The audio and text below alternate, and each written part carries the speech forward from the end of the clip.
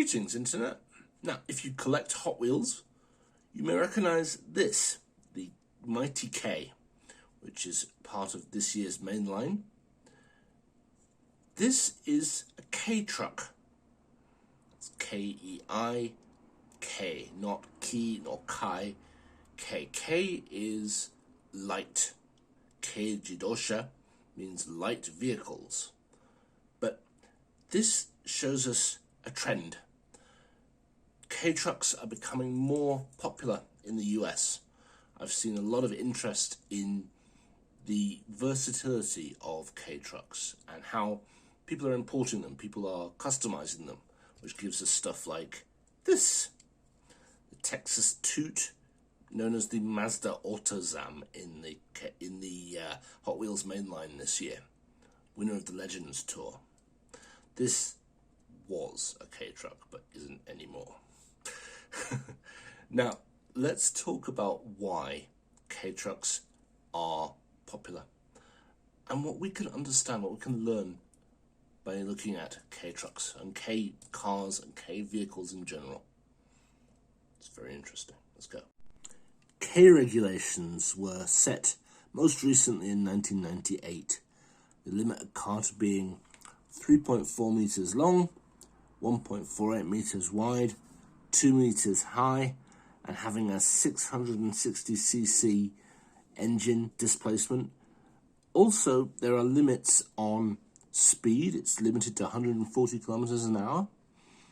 And output, 63 horsepower is usually the limit. But those two are only unofficial agreements that Japanese automakers subscribe to, what they call a gentleman's agreement between the companies. This Tomica model of a Suzuki Spacia gear is a very typical Kei, MPV? I'm not sure exactly what to call this. It's kind of a crossover Kei, it's kind of a Kei van, it's a passenger vehicle. It's got seats for 4. But this is very close to the limits of what a Kei car can be. This car is 3.395 meters long, 1.475 meters wide. Its engine has a 658cc capacity, and it has a 54 horsepower engine, or 64 horsepower if it's turboed.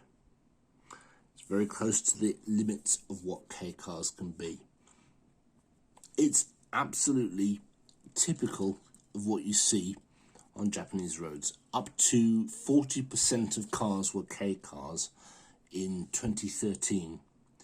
But the Japanese government doesn't really like that, so they introduced higher taxes and more restrictions on buyers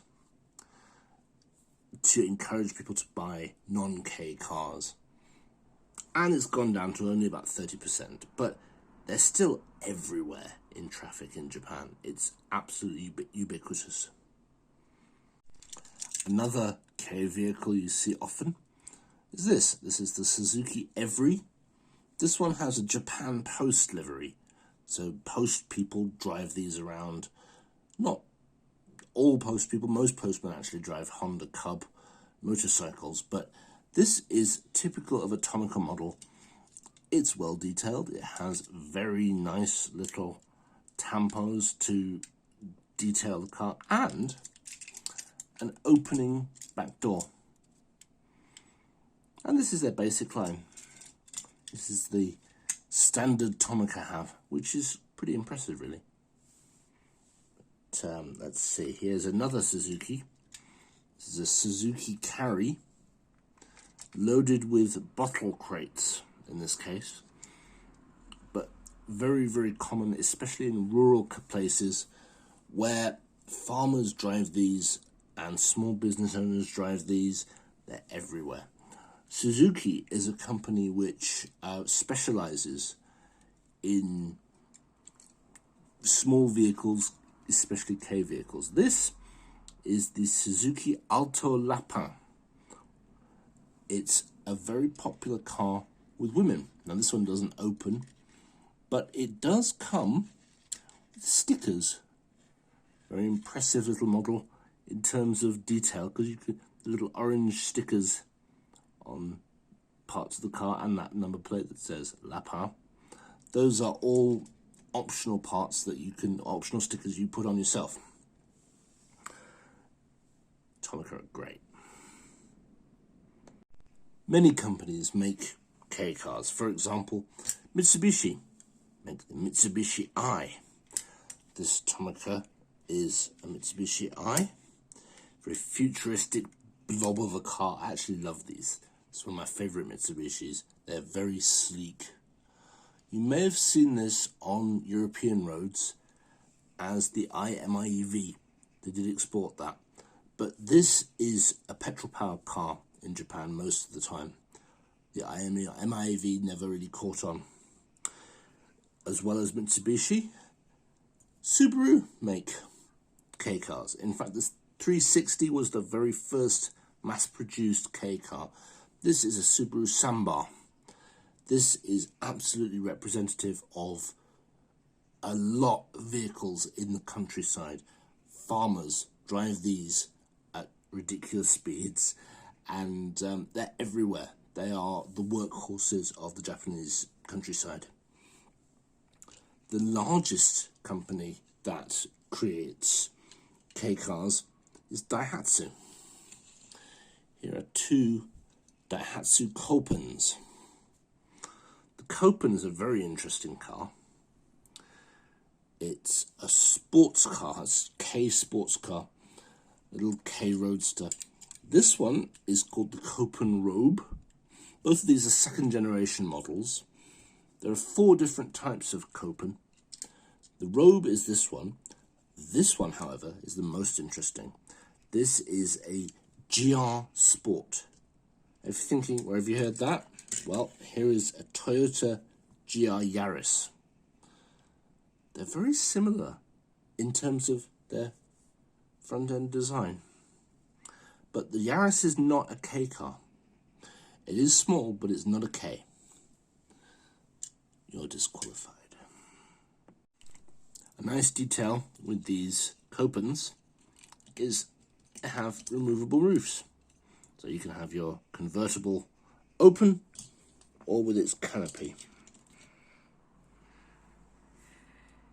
Isn't that cool?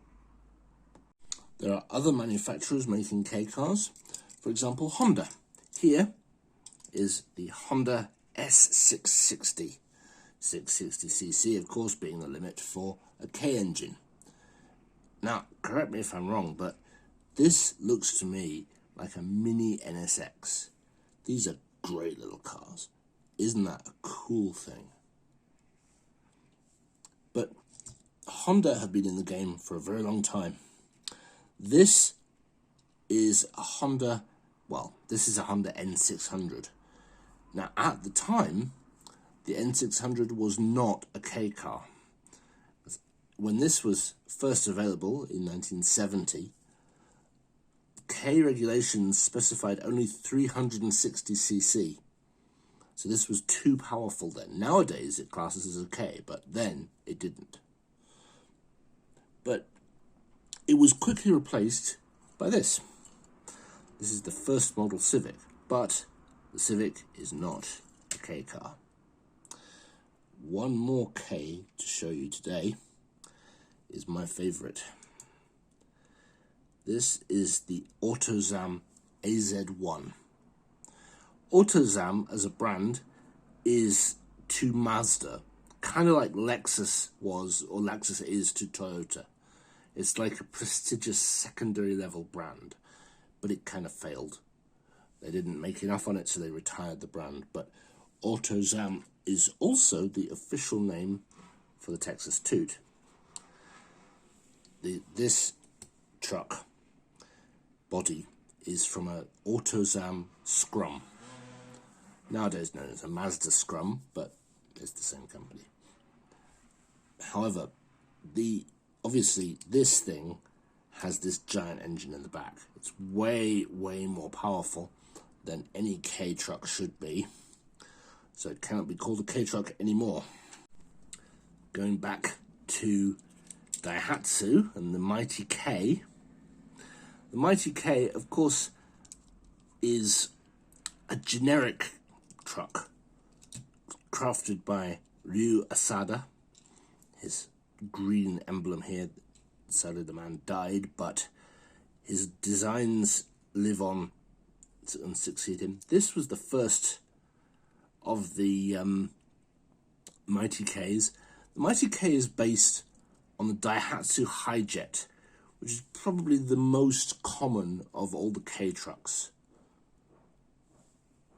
But yeah, they are officially generic trucks, but when you look at the Hijet, they are pretty similar. When you look at a lot of these cars, they are similar to other cars. For example, the first model of the Ford Transit, obviously not a Kei car, had this vestigial bonnet. You can also see it on some Dodge vans, but it's common on most of the Suzuki vans and trucks, even kind of the Spacia here. This was officially based on the design of the Audi TT, the first model of the TT. Like I said, this looks like an NSX. This one, the AZ1, is essentially a Kei supercar. It has gull-wing doors. Sadly, this Matchbox model, they don't open, but gull-wing doors. The headlights are available in pop-up versions or like this, kind of flush with the bodywork. The Honda is kind of based on a Mini. At least it looks like it to me. There's a lot of kind of similarity between trucks or cars and their larger counterparts. You see that a lot in Japanese design. So why do Kei cars exist and why are they popular? Well, they're cheaper. They have lower sales tax on purchase.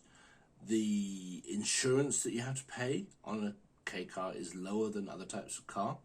They're exempt from parking requirements.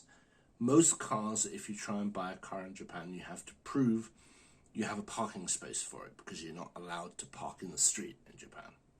Kei cars, you don't have that requirement, so it's less restrictive. The barrier to entry for car ownership is lowered. But a major part of Kei cars is the historical context. Now, they were started in the post-war period. 1949 was the first set of Kei car regulations. They've evolved quickly from there, but unlike the city car concept, not city car, people's car concept, in Europe, things like the Beetle or the Mini or the 2CV or the Cinquecento, all of those were simply cars, affordable cars for people sort of coming out of the recession of the war and rebuilding their countries. The Japanese concept was a little broader, so that's why Kei regulations include trucks to support small business, not just individual people commuting to work, but people wanting to deliver things. So they support heavy industry, building the cars, and other parts of the economy. It's a kind of more integrated solution to war recovery. But what that's meant is that all the cars that we know and love Japan for have basically the Kei car to thank. The Kei cars helped Japan to develop their car industry to a point where they rebuilt their own country and their own infrastructure enough that they could start building for export. So the huge industrial machine of Japanese car production is all down to the success of Kei cars. Keis are extremely efficient to run as well. But efficiency is kind of a theme with the Kei car, because not only are they fuel efficient, astonishingly so in fact, not all of them, but the more modern ones really are very, very good with fuel. But they're also very efficient in terms of how they're produced and manufactured. If you've heard of the concept of Kaizen, which is Toyota's system for like continuously improving their production methods, a lot of Japanese sort of production is based on this idea of iteration and continually refining the process until you've got this excellent way of making things, which kind of seeps into the product itself. It's a really interesting bit of philosophy, the Kaizen concept. Look it up if you don't know about it. It's great. So what can we learn from Kei Cars? Well, one thing is how big they are. There is a conception of Kei Cars as being like these microscopic little cars that no Western people can fit inside. It's not true. Have a look at this. So one nice thing about Tonica models, which is shared with older Matchbox models like these, is that they mark their scale. Now here we can see the Spacia gear from earlier, alongside a BMW, a Viper, Dodge Daytona, and the Volvo 480. These are all roughly the same scale. This one is 1 in 57. These are, I think, 1 in 57 also, and 1 in 58. 1 in 56. I forget exactly, but they're all roughly the same scale. This is not that much smaller than these. Here, the Yaris and the Copen from before. The Yaris is not K. Copen is. Copen's only slightly smaller. They're not that tiny. They're small cars, sure, but they're not microscopic. I am a big guy. I can fit in a K, no trouble. Another thing that we can see from Kei vehicles is that Japanese road conditions are very different from many other countries. Here's the Subaru Samba. Now what you may notice here is how little protection there is for a driver. If we put a Honda Fit, Honda Jazz, depending on where you're from, next to it, and line up the seats, yeah, there's no deforming structure here. All of this, the crumple zone, will just collapse and absorb the impact of a front collision. But no such luck in a K, because Ks are made for Japanese roads. Japanese drivers drive slowly. There used to be limits on K speeds, so they started out at 40 kilometers an hour. Eventually they rose to 80, and then they removed those entirely in 1990. But for a long time, Ks were not particularly prone to safety problems because people just weren't driving that fast. And that's why many American states have banned K trucks, because Ks, brilliant though they are pretty unsuited to American roads. Something like this in an impact with, I don't know, an F-150, it's not going to end well. It really isn't. They're not safe for American roads. They're not safe for British roads, I don't think. That said, there have been Kei cars available in Britain. The Lapin is based on the Suzuki Alto. The Suzuki Alto is quite widely exported. You can buy them in Britain. But they have a 1-litre engine, not the 660cc that you'd find in the Lapin or the base model Suzuki Alto. They're still available though. The model of Suzuki Carry before this was sold in Britain and other countries as the Bedford Rascal, which, it was a very small van, but it was fully licensed and compliant with British safety regulations. So it's possible for Kei Cars to be popular outside of Japan, which is kind of against the narrative that you hear in Japan. You see, Japan has a problem. Japan is very exceptionalist in nature sometimes. There is a narrative you will hear from many Japanese people that Japan is just different. It's just different from everywhere else in the world. There are special, unique rules that govern Japan and the things that happen there. And you often hear this quoted as a reason why Kei cars are not widely exported. People will often say like, oh, Kei cars are developed purely for Japan. Nobody else would want them. Nobody else would need such small cars. They're designed for Japanese conditions. If you have lived in Japan, you may have heard the phrase garakei, which is a clever little phrase, which is a shortened form of Galapagos Kei, and Kei as in Kei cars, but also Keitai. You may have seen phones like this. This is my phone from 2008 when I was a student in Japan. When I was a student in Japan, these things were the most sophisticated phones in the world. This, of course, predates the rise of smartphones. But this format has never been popular outside of Japan, really. This kind of complicated flip phone with many functions. It's a unique bit of Japanese design. And there is this phrase, garakei, Galapagos Keitai, saying that it's just evolved differently in Japan. People misunderstanding the idea of the Galapagos Islands as an evolutionary paradigm.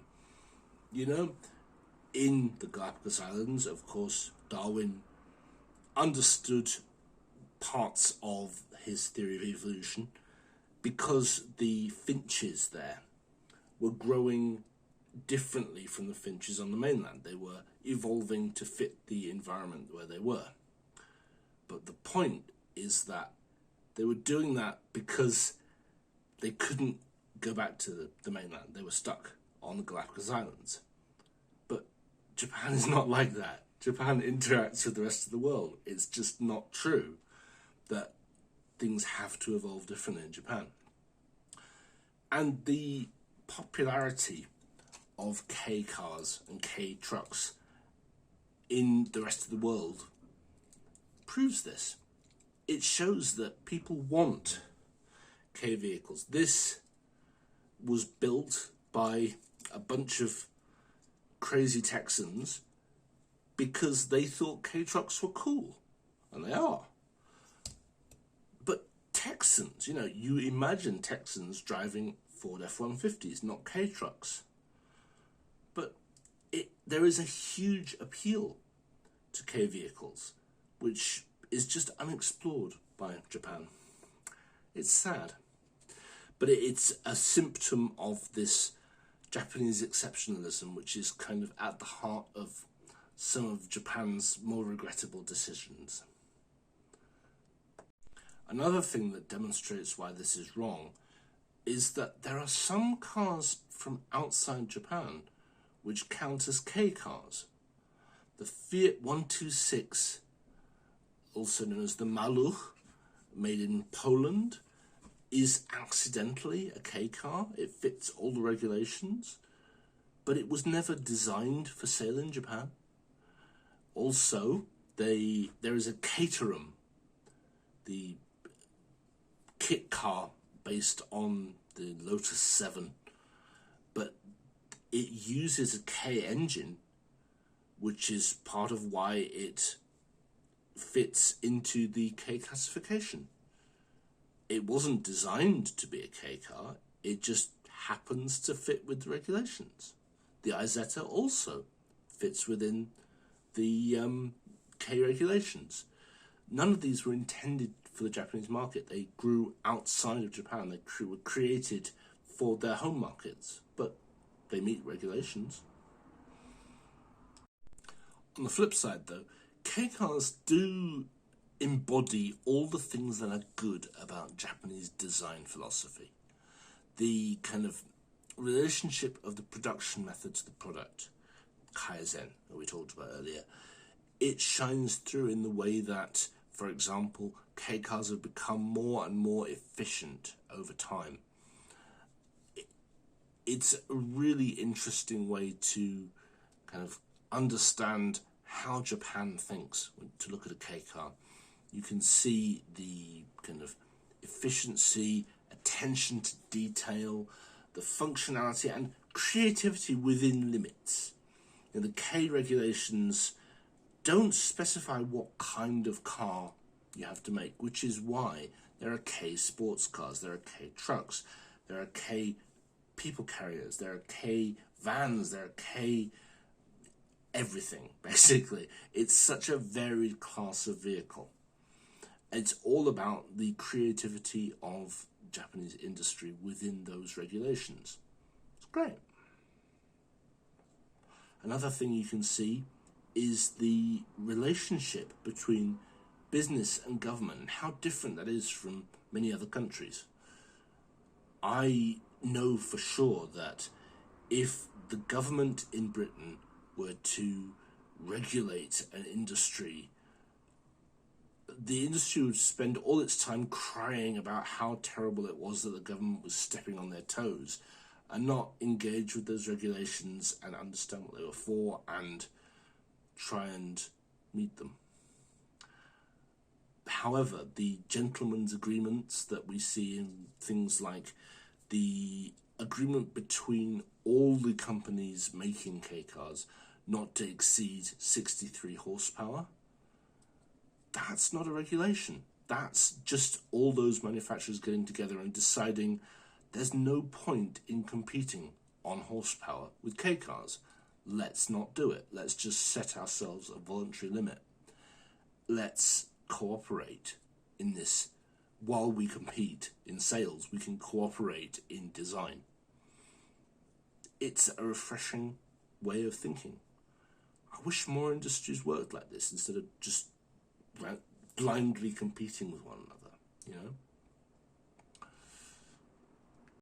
One other thing we can learn from Kei cars, they're not designed for long journeys. You can go on a long journey in a Kei car if you really want to, but the general concept is based around like having a Kei car in your local area.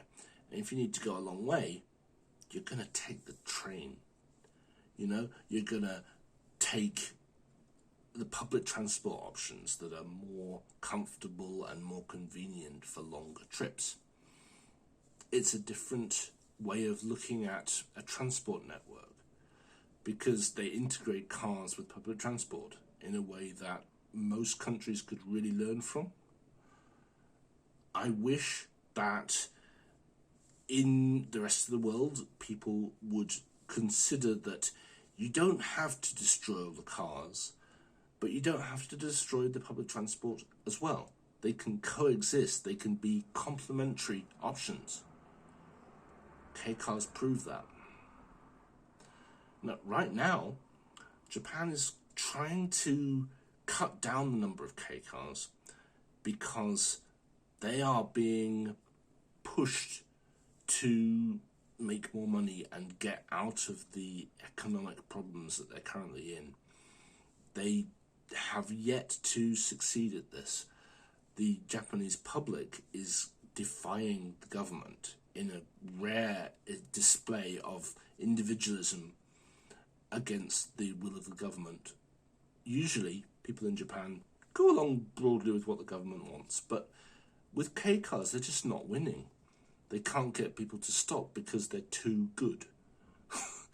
They're too attractive a prospect. good. I hope that Japanese car makers can expand the Kei car to other countries. I hope other countries will adopt regulations like this. It doesn't have to be about polluting cars. The biggest selling Kei car right now is the Nissan Sakura, which is electric, fully electric Kei car.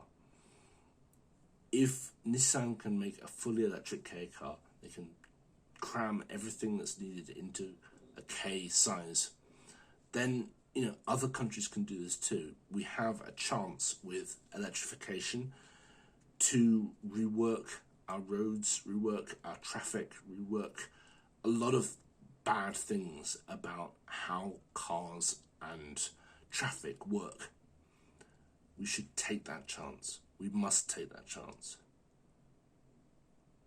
Anyway, hope this is useful for you. Hope you learned something. Leave me a comment. Subscribe. Do stuff like that. You know how this stuff works. You've been on YouTube before. Coffee time. Catch you later.